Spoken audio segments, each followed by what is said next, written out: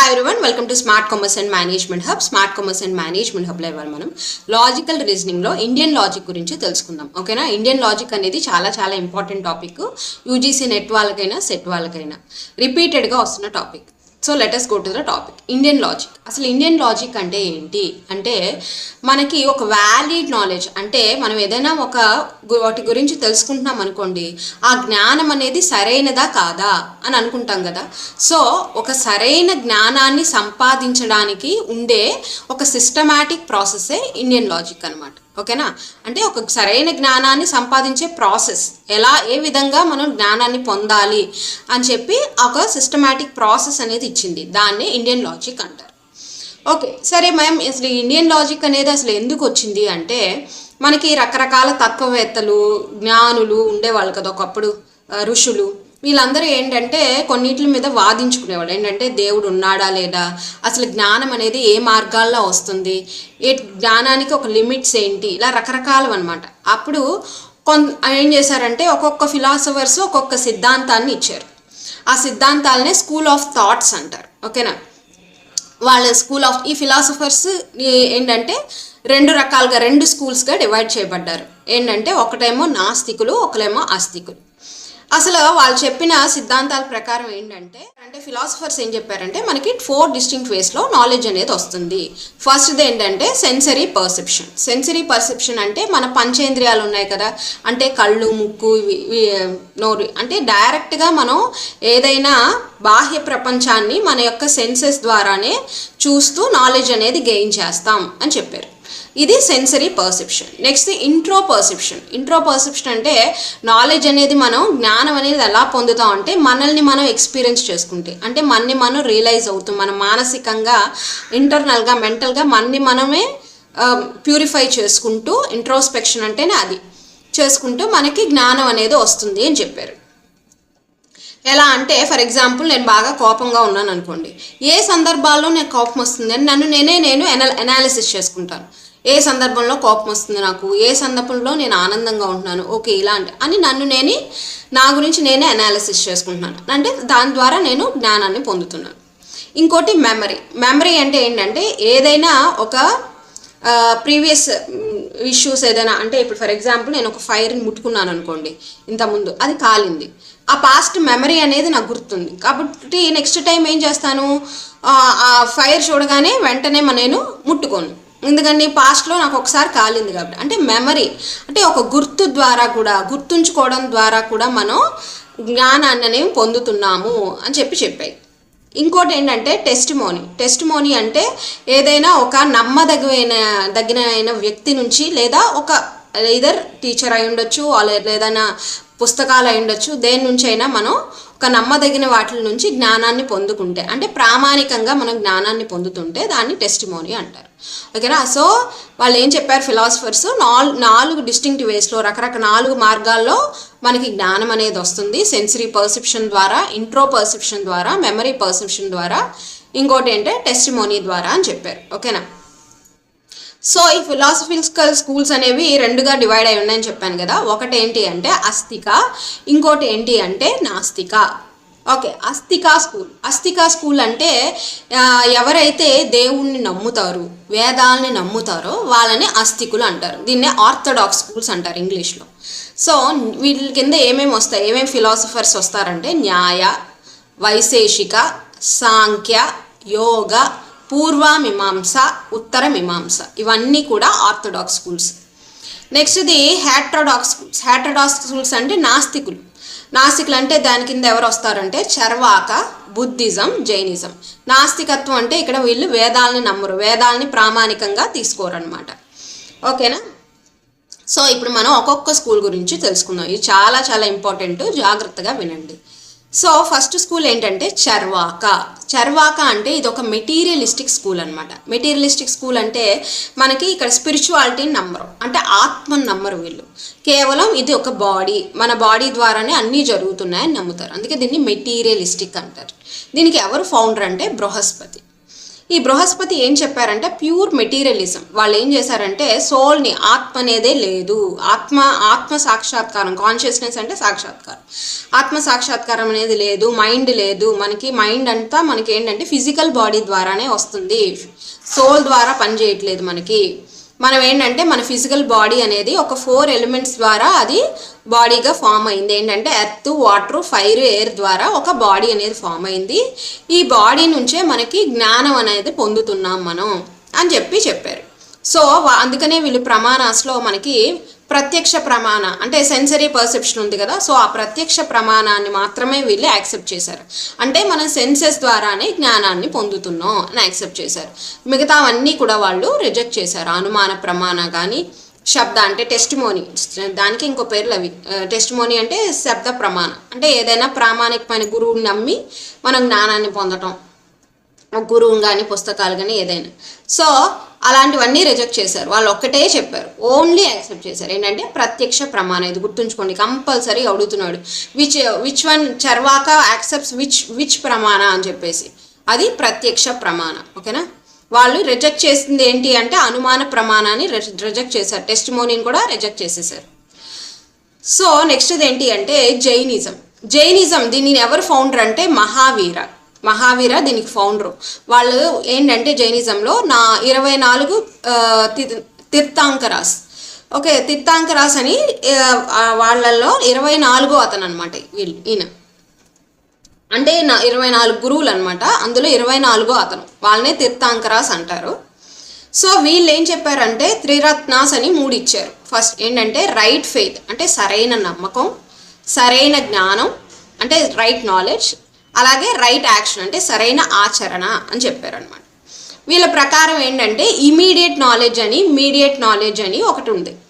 Immediate knowledge అంటే అపరోక్ష అంటే ఆత్మజ్ఞానం.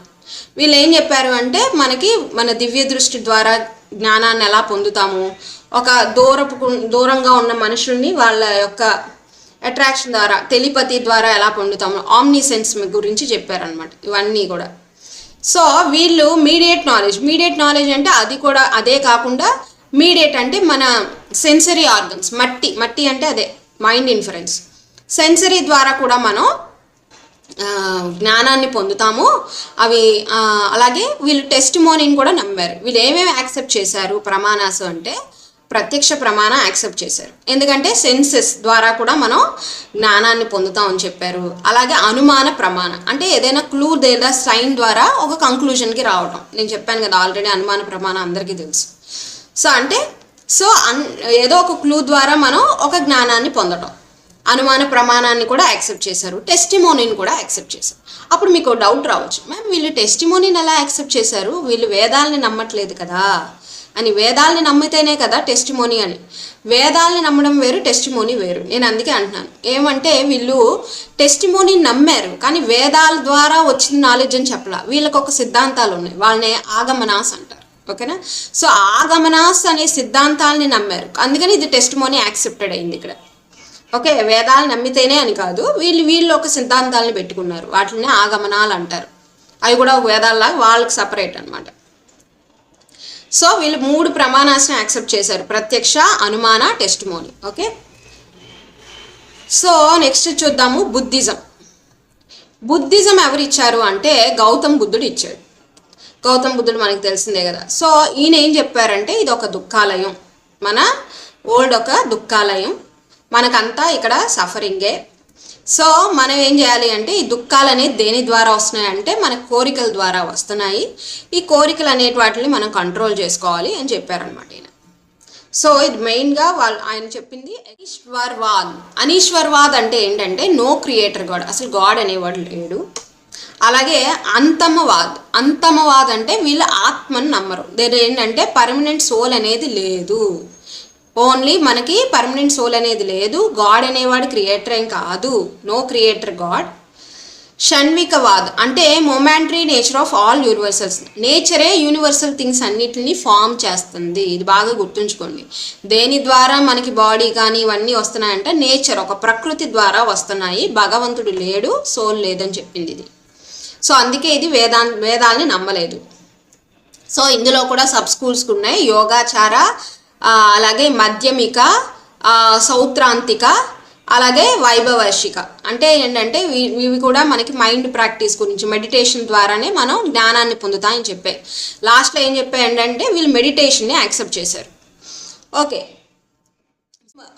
యాక్సెప్ట్ చేశారంటే ప్రమాణాస్లో మనకి అనుమాన ప్రమాణాన్ని యాక్సెప్ట్ చేసాయి, ప్రత్యక్ష ప్రమాణాన్ని యాక్సెప్ట్ చేసాయి. ఆ రెండు ప్రమాణాలని యాక్సెప్ట్ చేసాయి కానీ టెస్టిమోనీని మాత్రం రిజెక్ట్ చేసాయి. ఓకేనా, బుద్ధిజం అంటేనే రెండు ప్రమాణాలు. అదే ఫస్ట్ చర్వాక ఏమో ఒక ప్రమాణాన్ని యాక్సెప్ట్ చేసింది, అదేంటి అంటే ప్రత్యక్ష ప్రమాణ. ఓకేనా, జైనిజం ఏమో 3 ప్రమాణాస్ యాక్సెప్ట్ చేసింది, ఏంటంటే అనుమాన ప్రమాణ, ప్రత్యక్ష ప్రమాణ, టెస్టిమోనీ ప్రమాణ. బట్ బుద్ధిజం మాత్రం ఏంటంటే టెస్టిమోనీని రిజెక్ట్ చేసింది, అనుమాన ప్రమాణ, ప్రత్యక్ష ప్రమాణాన్ని యాక్సెప్ట్ చేసింది. ఇక్కడతో మనకి ఏంటి అంటే నాస్తికం, హెటరోడాక్స్ స్కూల్స్ గురించి అయిపోయాయి. నెక్స్ట్ది ఏంటంటే ఆర్థోడాక్స్ స్కూల్స్. అంటే మనకి వీళ్ళంతా ఆస్తికులు, అంటే మన వేదాలని నమ్మేవాళ్ళు. ఫస్ట్ది ఏంటంటే న్యాయశాస్త్రం, దీన్నే న్యాయ ఫిలాసఫీ అంటారు. న్యాయశాస్త్రం దేని నుంచి వచ్చిందంటే తర్కశాస్త్రంలో ఒక భాగం అనమాట. అసలు దీని నుంచే ప్రమాణాలు అనేవి మనకి లోతుగా తెలుసుకున్నాం మనం. అసలు ప్రమాణాలు అనేవి వేదాల నుంచి వచ్చాయి. అసలు మనకి ప్రమాణాలు అంటే ఏంటి, ప్రమాణాల నుంచి అసలు నాలెడ్జ్ ఎలా వస్తుంది అని చెప్పేసి న్యాయ ఫిలాసఫీయే ఇచ్చింది. అందుకే దీనికి అంత పేరు అనమాట. న్యాయ అనేది చాలా చాలా ఇంపార్టెంట్. ఇది ఎవరు ఇచ్చారంటే సేజ్ గౌతమ ఇచ్చారు. బుద్ధిజం గౌతముడు కాదండి, ఈయన గౌతమ ముని. ఓకేనా, సేజ్ గౌతమ ఇచ్చారు.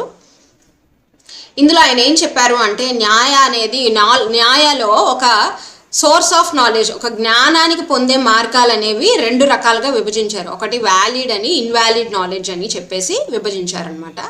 అవేంటి అంటే చూద్దాము. వ్యాలిడ్ నాలెడ్జ్, దీన్నే ప్రామ అంటారు. వ్యాలిడ్ నాలెడ్జ్ అంటే ఏంటంటే ఏదైనా చూసినట్టు మనం నాలెడ్జ్ పొందుతుంటే దాన్ని ప్రామ అంటారు. ఓకేనా, వ్యాలిడ్ నాలెడ్జ్ అంటారు.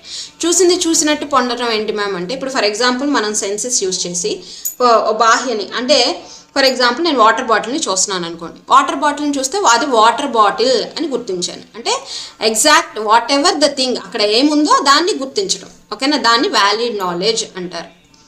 దీంట్లో ఏమేమి వస్తాయి అంటే ఏ ప్రమాణాస్ వస్తాయంటే ప్రత్యక్ష ప్రమాణ అంటే నేను చెప్పాను కదా ఆల్రెడీ, ఏదైనా మన సెన్సెస్ని యూజ్ చేస్తూ బాహ్యమైన అంటే object contact, direct object contact అంటే ఏంటంటే ఏదైనా బాహ్యం గురించి తెలుసుకోవటం. ఇందులో 2 స్టేజెస్ చెప్పారు.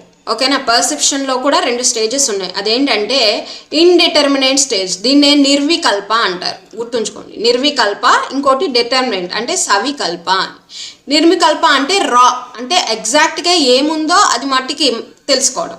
ఓకేనా, అంటే ఫర్ ఎగ్జాంపుల్ నేను ఒక యానిమల్ని చూశాను అనుకోండి, ఒక జంతువుని చూశాను, అదేంటి, అది ఆవా, అది ఏ కలర్లో ఉంది, దాని ఫీచర్స్ ఏంటి, దాని పేరేంటి, అది ఏం చూడలేదు నేను, ఇది ఒక జంతువు అని చూశాను అంతే. ఓకేనా, దాని నుంచి నేనేం నేర్చుకున్నాను చూడగానే ఓకే ఇదొక జంతువు అనే ఒక సోర్స్ ఆఫ్ నాలెడ్జ్ వచ్చింది అనుకోండి, దాన్ని నిర్వికల్ప అంటే రాగా, అంటే ఏది అక్కడ మనం ఏమి ఫీచర్స్ అనేవి డిస్టింక్ట్ చేయట్లేదు. ఓకేనా, సో నెక్స్ట్ది సవికల్ప అంటే స్ట్రక్చర్డ్గా distinct knowledge where features, names and classes are recognized. ఇక్కడ మనం ఏం చేస్తున్నాం, సవికల్ప అంటే అందులో కేటగిరీస్ చూస్తున్నాం. ఇప్పుడు నేను యానిమల్ అని గుర్తించాను కరెక్ట్, అది ఏ యానిమల్, దాని పేరేంటి, అది ఏ కలర్లో ఉంది, దాని ఫీచర్స్ ఏంటి, దానికి అంటే ఫీచర్స్ అంటే దానికి కొమ్ములు ఉన్నాయా, లేకపోతే తోక ఉందా లేదా ఏంటిది, ఇవన్నీ చూస్తున్నాను అనుకోండి, దాన్ని సవికల్ప అంటారు. ఓకేనా, సవికల్ప అంటే స్ట్రక్చర్డ్గా ఒక డిస్టింక్ట్ నాలెడ్జ్ అనేది నేర్చుకోవడం, ఒక సిస్టమేటిక్గా ఒక ఫీచర్స్, దాని నేమ్స్, దాని క్లాసెస్ని రికగ్నైజ్ చేయడం. అలాగే రాగా జస్ట్ రికగ్నైజ్ చేశాను అనుకోండి, దాన్ని నిర్వికల్ప అంటారు. ఓకేనా, రాగా అంటే దాన్ని ఏం డిస్టింక్ట్ చేయలేదు నేను. ఇది స్టేజెస్. మరి దీంట్లో టైప్స్ ఏంటి, టైప్స్ ఆఫ్ పర్సెప్షన్, ఇది బాగా గుర్తుంచుకోండి. టైప్స్ ఆఫ్ పర్సెప్షన్లో ఫస్ట్ది ఏంటంటే లౌకిక అంటే మన సెన్సరీ ఇంటరాక్షన్తో తెలుసుకోవడం, సెన్సెస్ ద్వారా తెలుసుకోవడం. ఇందులో ఫస్ట్ది ఏంటంటే external. We are external sensory organs driven by the inner sense. ఇక్కడ ఏంటంటే మన సెన్సరీ ఆర్గాన్స్ ద్వారా మనం బయట ఉన్నదాన్ని తెలుసుకోవడం. ఇంటర్నల్ అంటే processing internal mental states categorized into cognitive states and feelings అంటే జస్ట్ సెన్సరీ ఆర్గన్స్ ద్వారా తెలుసుకుంటే దాన్ని ఎక్స్టర్నల్, లౌకిక దాంట్లో ఎక్స్టర్నల్. అలాగే ఇంటర్నల్ అంటే మనం మెంటల్గా తెలుసుకోవడం.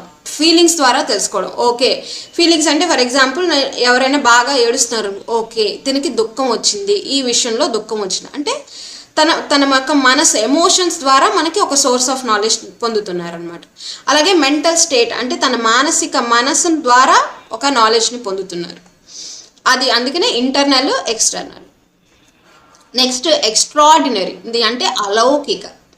ఇమీడియట్ నాన్ సెన్సరీ కాగ్నిషన్, ఇందులో మనం సెన్సెస్లో జస్ట్ చూసి లేకపోతే టచ్ చేసి ఇలా కాదనమాట, మన పంచేంద్రియాలు ఉపయోగించకుండా మన నాలెడ్జ్ ఎలా పొందుతామని చూద్దాం. ఫస్ట్ది సామాన్య లక్ష్య. సామాన్య లక్ష్య అంటే perceiving the universal class or essence of an object immediately through and individual instance. అంటే ఏదైనా ఒక అంటే ఒక మొత్తం ఏదో ఒకదాన్ని చూసి దాన్ని బట్టి మనం ఎంటైర్ థింగ్ని అనాలిసిస్ చేయడం. ఫర్ ఎగ్జాంపుల్ నేను హార్స్ని చూశాను అనుకోండి, హార్స్ని చూసి ఓకే హార్స్ అంటే ఇలా ఒక తోక ఉంటుంది, ఇలాగా ప్రవర్తిస్తుంది అని చెప్పేసి హార్స్ గురించి నేను తెలుసుకున్నాను అనుకోండి. దీన్ని బట్టి ఎంటైర్ యూనివర్స్లో ఉన్న హార్సీనెస్ అనేది నాకు తెలిసింది. ఓకేనా, అంటే సామాన్య లౌక అంటే యూనివర్సల్గా సామాన్యంగా, సామాన్య అంటేనే ఆల్ అని. సో అన్నిటి గురించి ఒక ఆబ్జెక్ట్ ద్వారా తెలుసుకోవడం. Perceiving the universal class or essence of an object immediately. ఓకేనా. నెక్స్ట్ ఇది జ్ఞాన్ లక్షణ.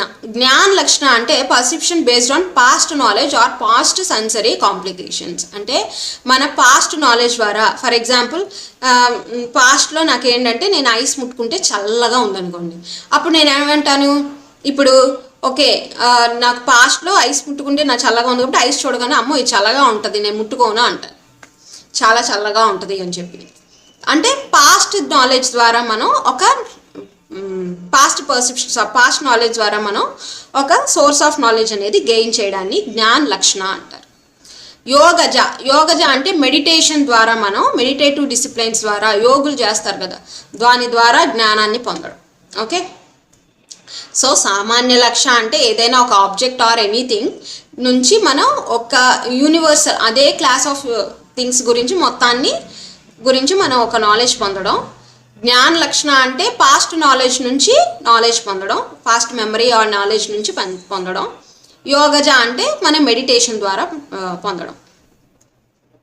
నెక్స్ట్ది అనుమాన ప్రమాణం ఆల్రెడీ చెప్పాం. అంటే ఏదైనా ఒక సైన్ లేదా ఒక ప్రెమిసెస్ ద్వారా మనం ఒక సైన్ లేదా క్లూ నుంచి ఒక కంక్లూజన్కి రావడం. ఫర్ ఎగ్జాంపుల్ ఎక్కడో ఒక పొగ వస్తుంది అనుకోండి, ఓకే ఇంతకుముందు నాకు ఏదో మెమరీ ఉంది ఏంటంటే పొగ వస్తే మంట వస్తుంది, సో అందుకని నేను పొగ అనే క్లూని చూడగానే దీన్నే హేతు అంటారు, మిడిల్ టర్మ్ అంటారు, తెలుసు కదా మీకు. సో ఆ క్లూని చూసి నేను ఒక అంచనాకి వచ్చేస్తాను, ఒక కంక్లూజన్కి వచ్చేస్తాను. సో దాన్ని అనుమాన ప్రమాణ, దాని నుంచి ఒక నాలెడ్జ్ అనేది గెయిన్ చేస్తున్నాను. ఓకే పొగ వస్తే మంట ఉంటుంది అని చెప్పి. సో ఇది 3 రకాలుగా క్లాసిఫై ఉంది. ఫస్ట్ది ఏంటంటే సైకలాజికల్ క్లాసిఫికేషన్.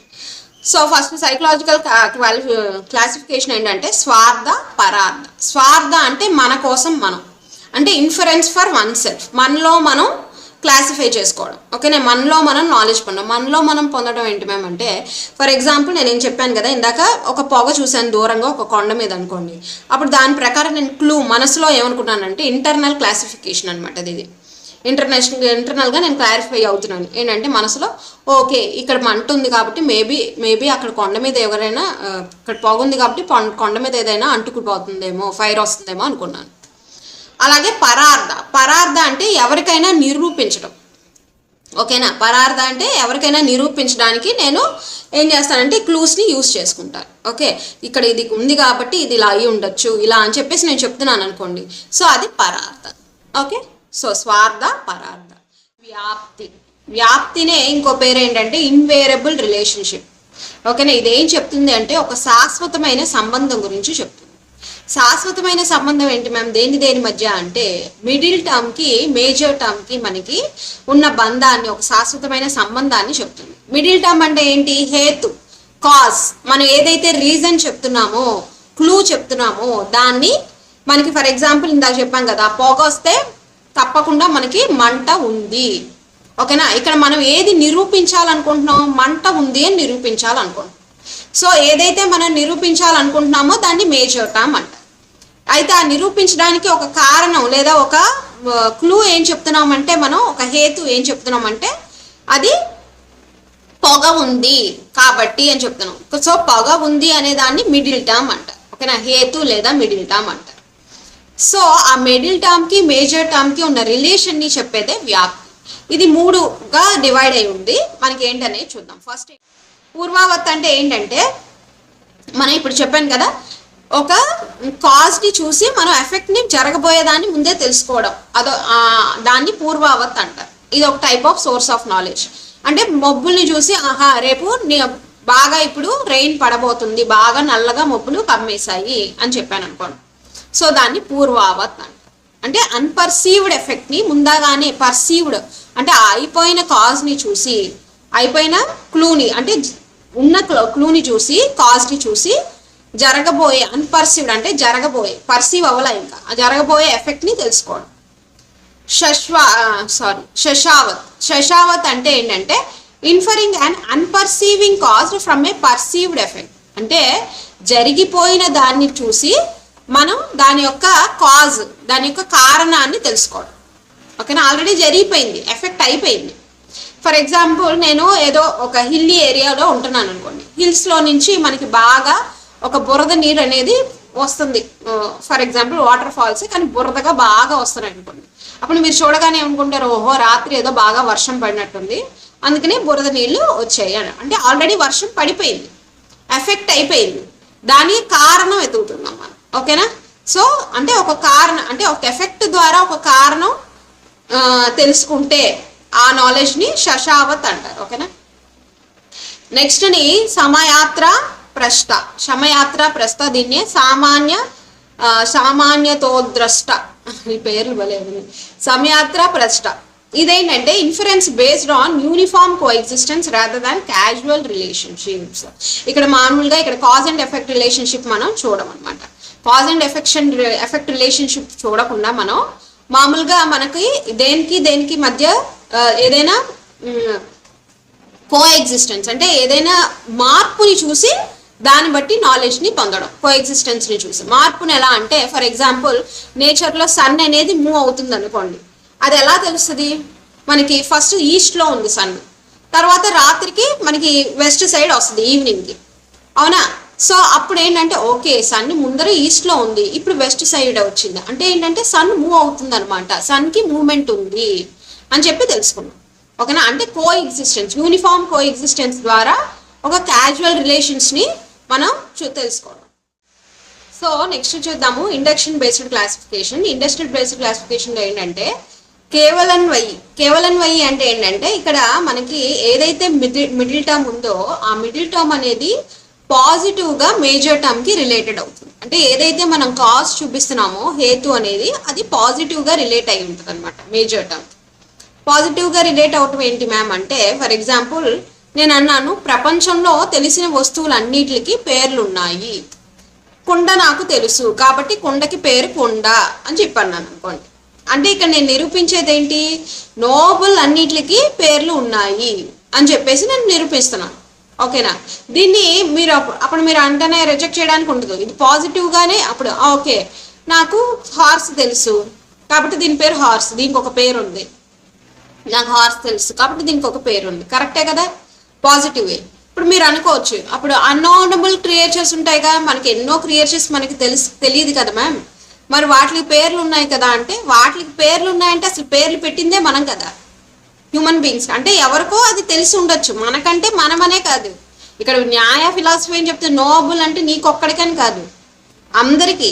ఓకేనా, ఏదో ఒక మనిషికి తెలుసు కాబట్టి దానికి ఒక పేరు వచ్చింది, నీకు ఆ క్రియేషన్ తెలియదేమో. ఓకేనా, సో ఇక్కడ పాజిటివ్ అనమాట, positively related to the major. ఇక్కడ నో నెగిటివ్ ఇన్స్టెన్సెస్, నెగిటివ్గా మనం అక్కడ ప్రూవ్ చేయడానికి ఏమీ ఉండదు. అలాగే అదేంటంటే నెగిటివ్ ఎగ్జాంపుల్స్ చెప్పడానికి ఉండదు. కేవల్ వ్యతిరేకి అంటే ఏంటంటే మిడిల్ టర్మ్ అనేది negative related to the major. అంటే నెగిటివ్గా మనకు మాత్రమే మనం ఎగ్జాంపుల్స్ చూపించగలం మేజర్ టర్మ్. ఓకేనా, ఏదైతే హేతు తీసుకున్నామో హేతుకి మనం ఏదైనా ఎగ్జాంపుల్స్ చెప్తున్నప్పుడు దానికి నెగిటివ్గానే చెప్పగలం.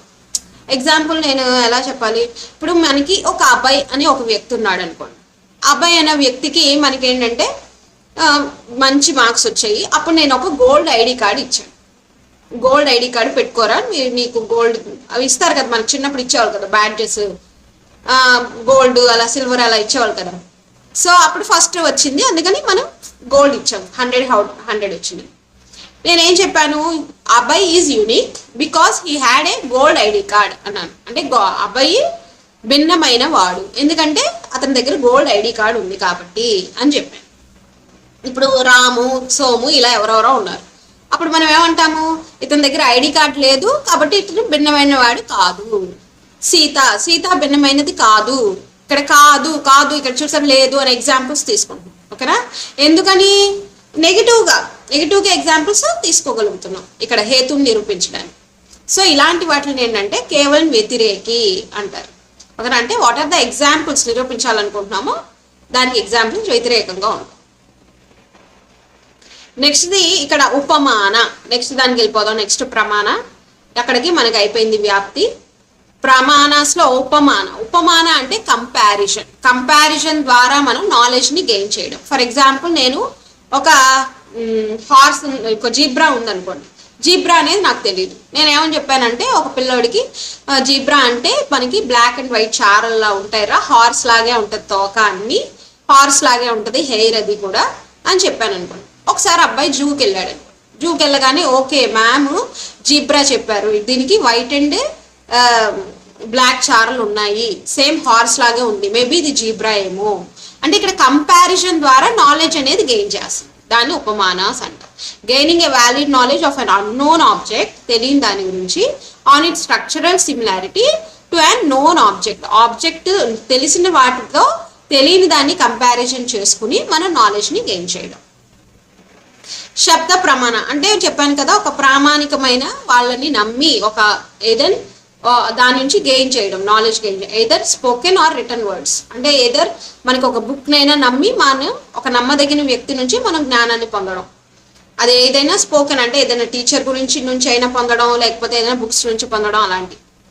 సో టైప్స్ ఆఫ్ టెస్టిమోనీ చూద్దాము. వైదిక, లౌకిక. వైదిక అంటే డివైన్ నాలెడ్జ్. ఓకేనా? వేదాల లాంటి పుస్తకాల నుంచి మనం పొందుతుంటే ఆ నాలెడ్జ్, దాన్ని వైదిక. లౌకిక అంటే నార్మల్ వీళ్ళు రాస్తారు కదా, పోయిట్స్ వీళ్ళందరూ రాస్తారు కదా, హ్యూమన్ సోర్సెస్, రకరకాల టెక్స్ట్ బుక్స్ రాస్తారు కదా, వాళ్ళ నుంచి మనం పొందుతున్నాం, అది లౌకిక. అదే అలా కాకుండా వేదాలకు సంబంధించిన నాలెడ్జ్ పొందుంటే అది వైదిక. ఇన్వాలిడ్ నాలెడ్జ్, దీన్ని అప్రమ అంటారు. అంటే అప్రమ పేరులోనే ఉంది, అంటే సందేహపూర్వకంగా ఉంటాం. ఆ నాలెడ్జ్ అనేది మనకి సంశయంగా ఉంటుంది అనమాట. అంటే మనం గ్యారంటీగా చెప్పలేం. ఇప్పుడు ఒక వస్తువుని ప్రమ అంటే ఏంటి, వస్తువు ఉన్నది ఉన్నట్టు తెలుసుకోవడం. ఈ అప్రమ అంటే మనకేంటంటే ఇది ఎగ్జాక్ట్ నాలెడ్జ్ అని చెప్పలేము అనమాట. ఇప్పుడు మనం ఫర్ ఎగ్జాంపుల్ చూసాను అనుకోండి, నేను ఒక చీకట్లో ఒక ఎక్కడో దూరంగా ఒక ఆకారాన్ని చూసినప్పుడు ఇది మనిషా చెట్ట అంటే ఎగ్జాక్ట్గా ఒక నాలెడ్జ్, సోర్స్ ఆఫ్ నాలెడ్జ్కి రాలేకపోతున్నాను. ఓకేనా? అందుకే దీన్ని ఇన్వాలిడ్ నాలెడ్జ్ అనింది. ఓకేనా? దీన్ని యాక్సెప్ట్ చేయలేదు, ఇన్వాలిడ్ అని చెప్పింది. ఓకే, దీంట్లో ఆ రెండు ఏంటి అంటే ఇక్కడ మనకి న్యాయశాస్త్రం ఏం చెప్పిందంటే ఒక ఫస్ట్దైనా అనుపలాబ్ది, అర్థపట్టి. అనుపలాబ్ది అంటే నాన్ ఎగ్జిస్టెన్స్ ద్వారా మనం నాన్ ఎగ్జిస్టెన్స్ ద్వారా మనం ఒక నాలెడ్జ్ని పొందడం. ఫర్ ఎగ్జాంపుల్ నేను క్లాస్కి వెళ్ళాను, క్లాస్ రూమ్లో ఖాళీగా ఉన్నారు, స్టూడెంట్స్ ఎవరు లేరు అనుకోండి. అప్పుడు నేను మేబీ వాళ్ళ హాలిడే ఏమో అందుకని స్టూడెంట్స్ ఎవరు లేరు అని చెప్పి నేను ఒక కంక్లూజన్కి వచ్చేసాను. ఓకేనా? దాన్ని అనుపలాబ్ది అంటారు. అంటే నాన్ అప్రహెన్షన్ అంటే ఎగ్జిస్టెన్స్ లేని దాని గురించి చూసి మనం ఒక కంక్లూజన్కి రావడం. నెక్స్ట్ అర్థపటి అంటే ఏదైనా పర్సెప్షన్ అంటే మనం ఒక ఎజంప్షన్ చేసుకోవడం. ఓకేనా? ఒక దాని గురించి ఏమంటారంటే ఒక కంక్లూజన్ గురించి ఏదైనా ఒక సమస్యని మనకి తెలుసుకోవడానికి మనమే ఒక పర్సెప్షన్ అంటే ఏంటంటే ఒక ఎజంప్షన్ అనేది చేసేసుకున్నాం అనుకోండి, దాన్ని అర్థపడి అంటే. ఫర్ ఎగ్జాంపుల్ ఒక అబ్బాయి బాగా లావుగా ఉన్నాడు కానీ అబ్బాయి అని అడిగితే నేను అంటున్నాడు నేను ఎప్పుడు పగలంతా నేను తిన్నాను అన్నాడు. అంటే నేను వెంటనే అన్నాను మేబీ ఇది అబ్బాయి రాత్రి తింటాడు అందుకే ఇంత లావుగా ఉన్నాడు అని చెప్పేసి అనుకున్నాను. ఓకేనా? ఇక్కడ లావుగా ఉన్నాడు, ఇతన్ని నిరూపించాలి మనం. ఓకేనా? ఎందుకు లావుగా ఉన్నాడని తెలుసుకోవాలనుకున్నాం కానీ మనకు అర్థం కావట్లేదు. అందుకని నేను ఒక పర్సెప్షన్ చేసుకున్నాను, ఒక ఎజంప్షన్ చేసుకున్నాను, మేబీ రాత్రి తినేస్తున్నాడు. సో ఇలాంటి దాన్ని అర్థపటి అంటే perception or postulation to solve and conceptual contradiction. ఏదైనా ఒక విషయాన్ని సాల్వ్ చేయడానికి ఒక చిక్కుముడిని సాల్వ్ చేయడానికి మనం ఒక ఎజంప్షన్ చేసుకుంటే దాన్ని అర్థపట్టి అని. ఈ రెండింటిని ఇన్వాలిడ్ నాలెడ్జ్ కింద తీసుకుందాం అనమాట. Okay, next the Vaisheshika philosophy. Vaisheshika philosophy ఎవరు ఇచ్చారంటే కన్నడ సేజ్ ఇచ్చారనమాట, కన్నడ. సో ఇది కూడా దీనికి ఒక సిస్టర్ లాంటిది అనమాట, దేనికి మనకి న్యాయాకి. ఇట్ ఫోకస్ ఆన్ విశేషిక. It recognizes objects of experience via 3 primary objects, substance, quality and activity అని చెప్తుంది. మనకి ఒక ప్రోడక్ట్ని, ఒక నాలెడ్జ్ని గెయిన్ చేయాలంటే మనకి మూడు గుణాలుగా దాన్ని విభజించాలి.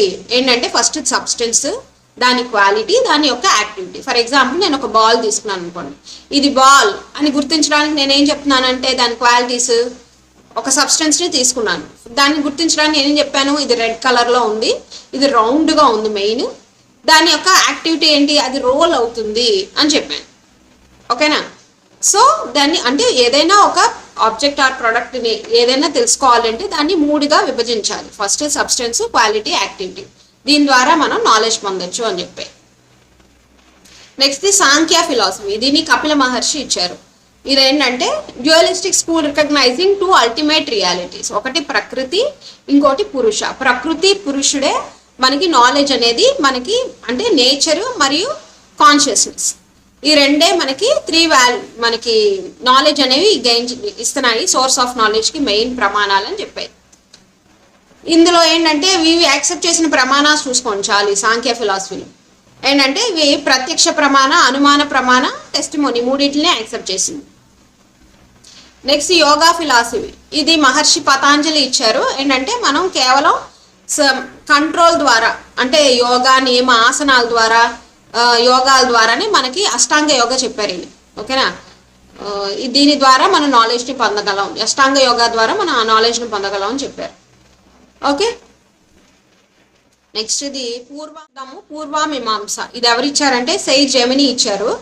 ఆయన ఏం చెప్పారంటే ఇక్కడ ఒక జ్ఞానం అనేది దానికి అదే నిరూపించుకోగలదు, సెల్ఫ్ ఎవిడెన్స్ అని చెప్పారు. ఒక జ్ఞానం తనకి తానే జ్ఞానం అని నిరూపించుకోగలదు. దానికి 4 క్రైటీరియాస్ అనేది అది పాస్ అవ్వాలి అని చెప్పారు. 4 క్రైటీరియాస్ అనేది సాటిస్ఫై చేయాలని చెప్పారు. ఫస్ట్ ఏంటంటే ఫ్రీ ఫ్రమ్ డిఫెక్టివ్ కాజ్. అది ఏ డిఫెక్టివ్ కాజ్ మనకి ఆ జ్ఞానం నిరూపించకూడదు. అంటే ఫర్ ఎగ్జాంపుల్ నేను ఒక పచ్చకామెర వ్యక్తిని తీసుకొచ్చి ఒక శంఖం చూపించాను అనుకోండి. శంఖం చూపించినప్పుడు అది తెల్లగా ఉంటుంది కానీ అతనికి మాత్రం పచ్చగా కనబడుతుంది. సో ఇక్కడ అతనిలో డిఫెక్ట్ ఉంది. అంటే ఒక డిఫెక్టివ్ కాజ్ని, డిఫెక్టివ్ అనేది ఉండకూడదు. ఫస్ట్ది ఆ జ్ఞానంలో ఏ డిఫెక్ట్ ఉండకూడదు. ఫ్రీ ఫ్రమ్ సెల్ఫ్ కాంట్రడిక్షన్, అంటే తానుగా రియలైజ్ అయింది ఇంకో వేరే దాంతో రిజెక్ట్ అవ్వకూడదు. ఓకేనా? సెల్ఫ్ కాంట్రడిక్షన్ అనేది ఫ్రీ ఫ్రమ్ సెల్ఫ్ కాంట్రడిక్షన్, అంటే మనమే రియలైజ్ అయ్యే జ్ఞానం అవ్వకూడదు. అంటే ఎగ్జాంపుల్ నేను ఇప్పుడు ఒక కరెంటు పోయినప్పుడు ఏదో ఒక దాన్ని చూసి అమ్మో ఏదో పాము వచ్చిందేమో అనుకున్నాను, కానీ టార్చ్ లైట్ వేస్తే అది ఏదో ఒక తాడు అనుకోండి. సో అంటే సెల్ఫ్ కాంట్రడిక్షన్ అనేది ఇక్కడ తప్పైంది. అలా అవ్వకూడదు. Free from self contradiction, free from defective cause. అలాగే మస్ట్ పాసెస్ నావెల్టీ, అంటే అగ్రహిత గ్రహి అంటే ఏంటంటే మనం ఏదైతే గ్రహిస్తున్నామో అది యాక్చువల్గా ఉన్నట్టుగా గ్రహించగలగాలి. Must truly represent the object. ఓకేనా? యాక్చువాలిటీని మనం గ్రహించగలగాలి. అలాగే నావెల్టీ అంటే కరెక్ట్గా చెప్పాలంటే న్యూ నాలెడ్జ్, అంటే ఏదో పాస్ట్ ఎక్స్పీరియన్స్ ద్వారా మనం ఒక నాలెడ్జ్ని పొందడం కాదు. ఓకే, ఈ 4 గనక మన సాటిస్ఫై అయితే అది సరైన జ్ఞానమే అని చెప్పారు. అదే పూర్వమీమాంస. ఓకేనా? ఈ 4 క్రైటీరియాస్ గుర్తుంచుకోండి. ఇక్కడతో మనకి ఇండియన్ లాజిక్ అయిపోయింది. ఓకేనా? Thanks for watching.